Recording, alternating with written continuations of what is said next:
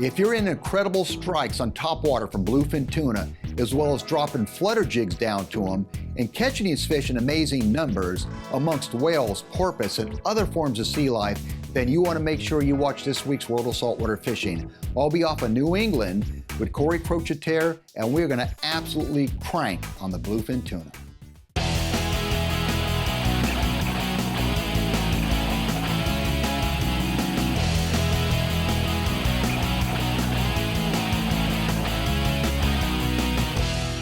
George Poveromo's World of Saltwater Fishing. Big fish don't stand a chance.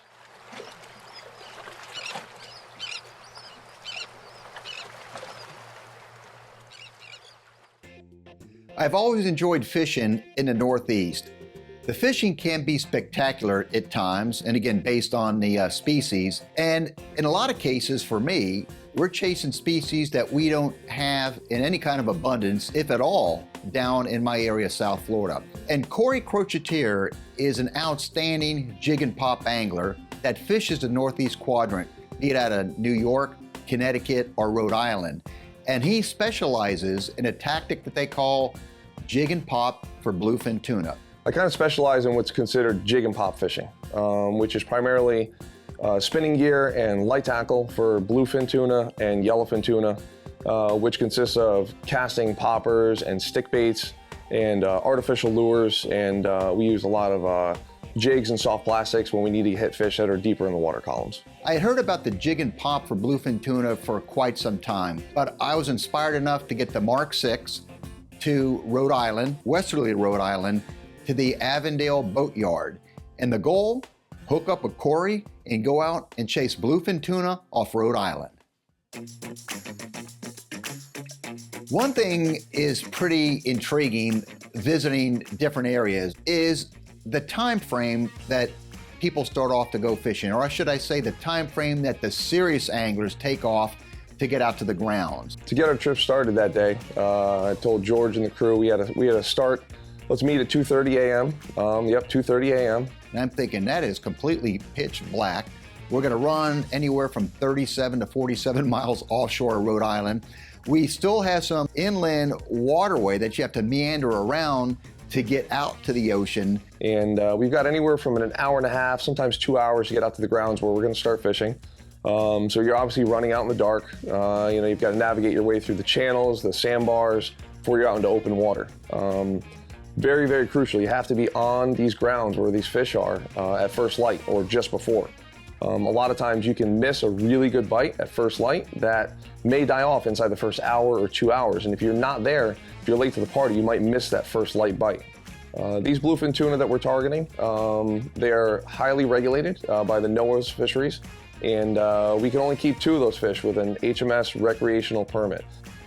Now, to capitalize on the jig and pop, it's spin tackle as well as very small conventional reels more suited to jigging. As that very faint light started to come across the horizon, it is remarkable the amount of life that I witnessed in this particular stretch of water. Probably the first 15, 20 minutes we started to drop our jigs down. I was tied to a bluefin tuna. I was totally excited. Here I am off of Rhode Island with the Mark 6. You take a lot of line on you? Not yet. Okay. He'll probably see the boat and he'll probably scream on you.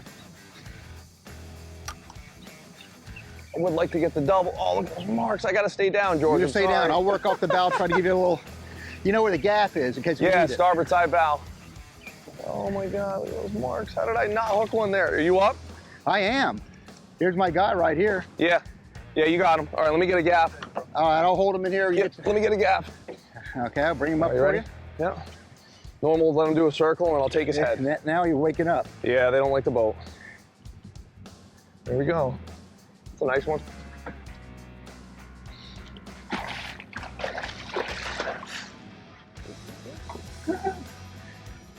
Sand eels. Oh yeah, let him throw them sand eels out. Yeah. You still got a lot of life in them, huh? You do. Got them up pretty green.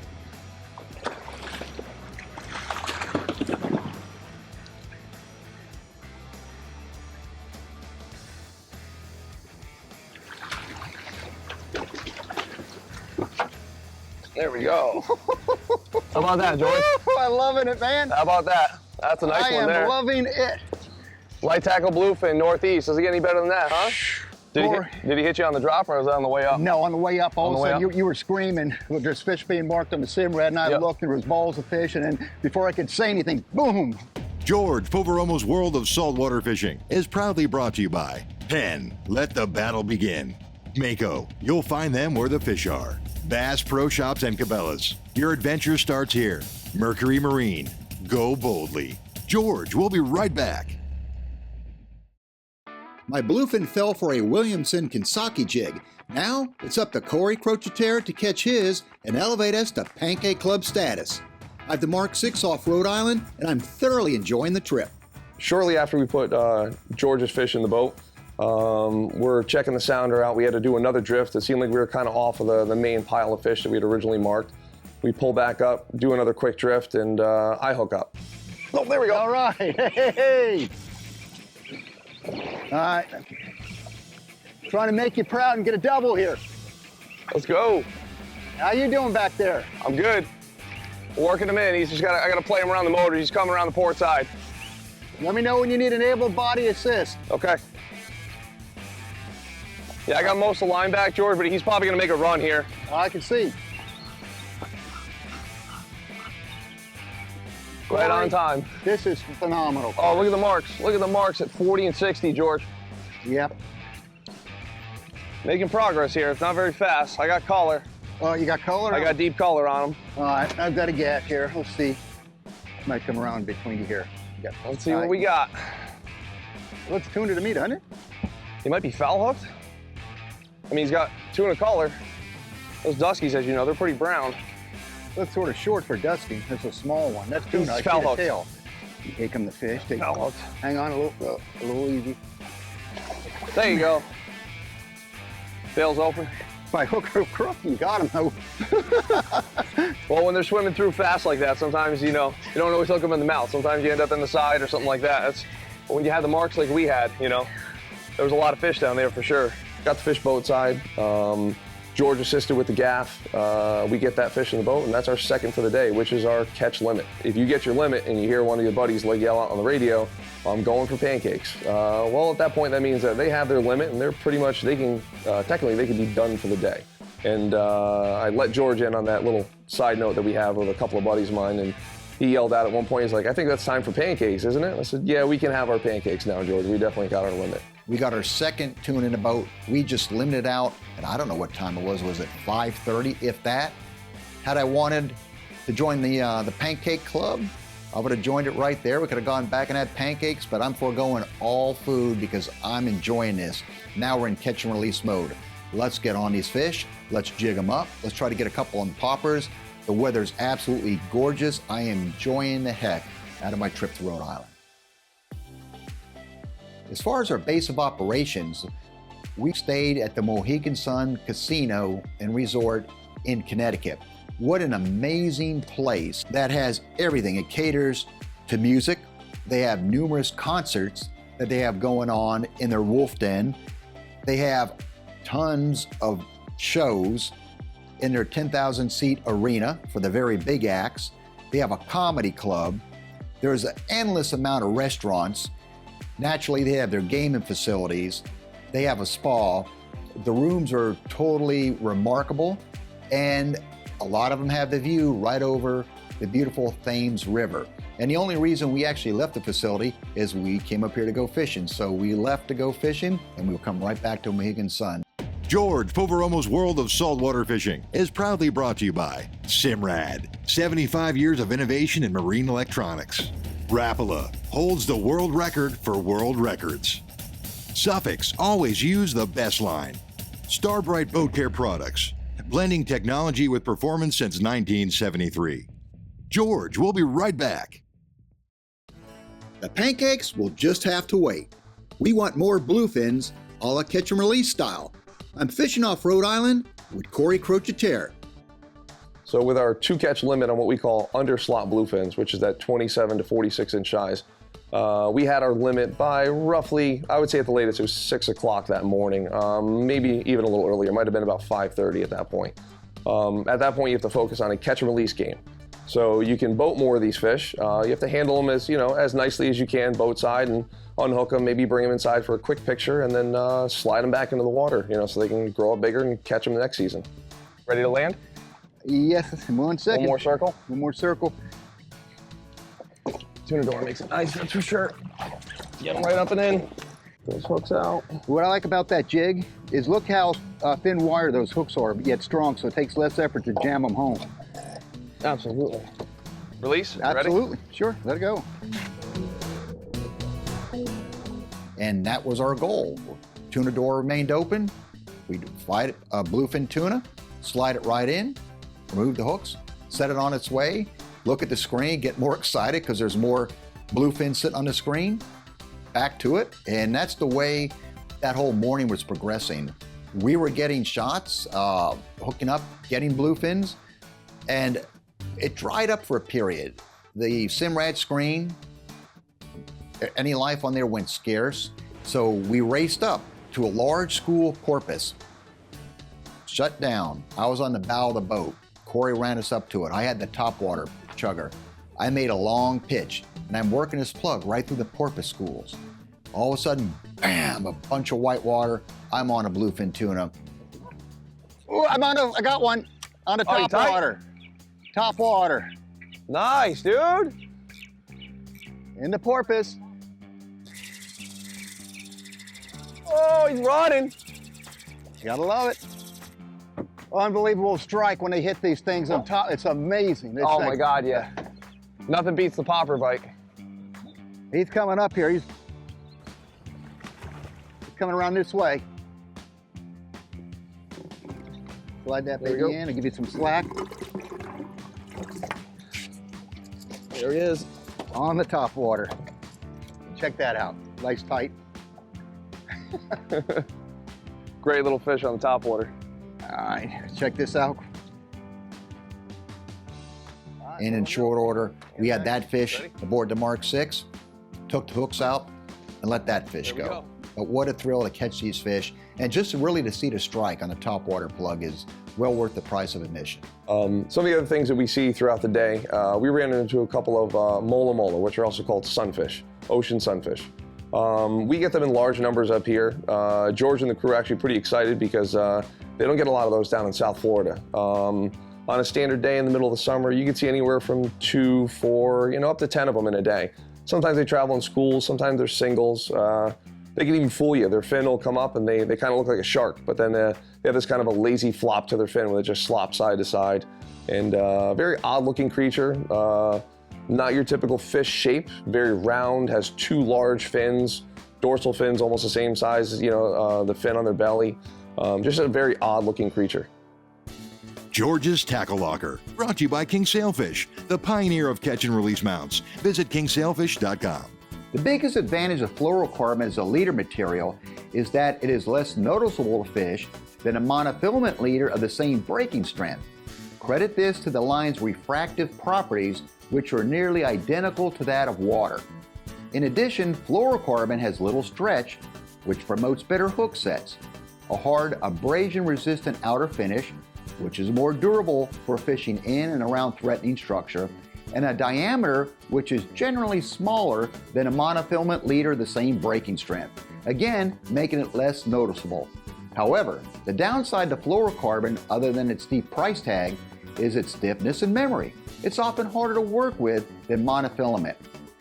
The new Suffix Advanced Fluorocarbon is a gel phase formulation which retains all the positive properties of fluorocarbon minus its stiffness and excessive memory.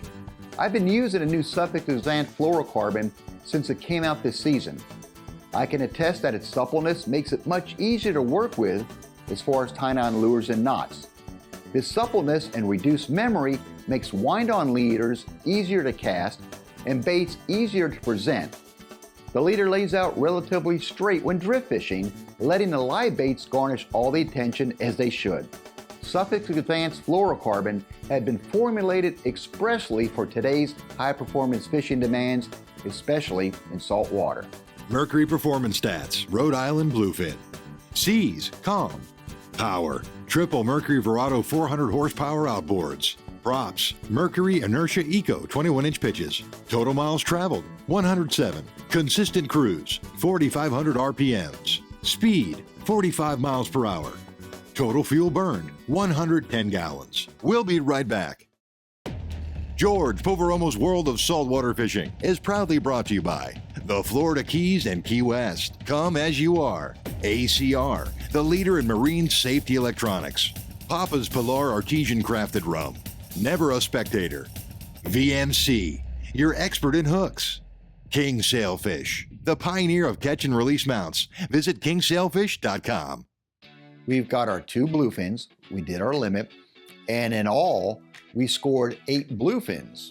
Out of the 8, we kept 2, we released 6 of them, and so we decided, well, let's head back to the barn. Let's get to the marina, and we were running back, and all of a sudden, we come across this gigantic, what looked like an Amazon tree floating off of Rhode Island.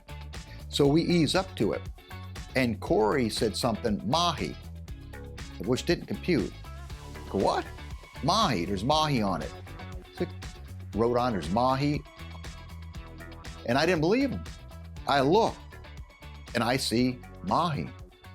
Well, grab some rods, let's have some fun catching mahi. Oh, He's trying to. Come on. Did he hit you again? he's chasing it. He's right on it. Look at him. Oh, he's gonna hit that thing. You're gonna get him. And if you get one, you know it's gonna excite the other ones to eat. Oh, he's so hot on it. Tell you what, may work, but I hate to do it. A little tiny piece of that tuna. He's on it again. There we go. All right, now you excite the other ones. Hold them in there. No! Oh, no. Ah. Dang, dang, dang. Maybe want the filet mignon today. Try this fresh chunk, and I hate to even say little tail cut off the bluefin. Look at this, the filet mignon works.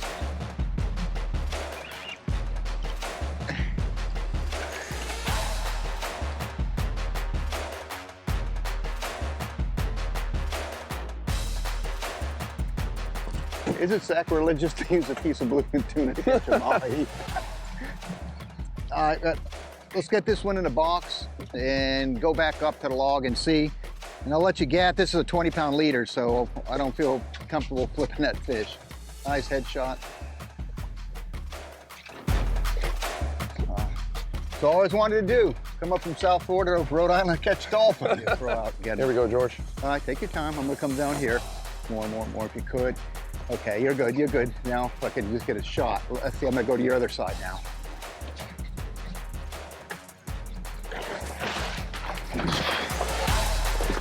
Look at that. Are we in Florida or Rhode Island? This is Rhode Island.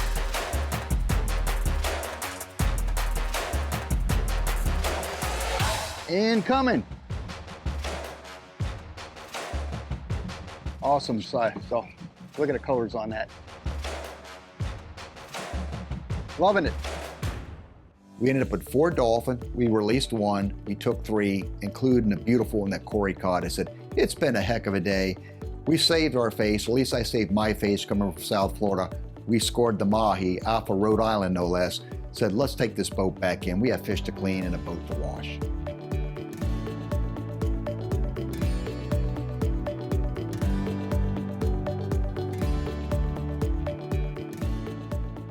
Fishing with Cory Crochetiere was an amazing experience on a number of levels. Number one, the weather was incredible. What a gorgeous day off of New England. Number two, the amount of life out there was breathtaking. And number three, which of course I like to put as number one, the fishing was incredible. Here we were catching bluefin tuna on flutter jigs in top water. I would say the trip was a success. We talked in the morning about how many numbers of fish we thought we were going to see, and and that kind of thing, and how many fish I've been catching on the previous trips. And I set a pretty low expectation. I was like, if we get 5 or 6 fish, that'll be a decent day. I think George called out the number 8, and he was like, "No, we're going to get 8 fish today." Really couldn't ask for better conditions. Overall, it just played out well. I had a great time with those guys. He's an excellent angler, a wealth of knowledge, and one of the hard-charging young guides in this area. A credible fishery, and probably the best honor I had bestowed upon me after this particular trip. And in fact, I had that honor bestowed upon me probably about 5:30 that morning on the fishing grounds, was that after we eliminated out on tuna, I was bestowed, and again, it was an honorary membership, to the famous Pancake House Club. If you want to keep track of our fishing adventures, we welcome you to follow us on our social media. I'm on Facebook at facebook.com/George.Poveromo. I'm on Instagram at George Poveromo. And you can see our shows in 4K broadcast quality on YouTube at my YouTube channel, which is George Poveromo TV. Jump aboard and ride along with us.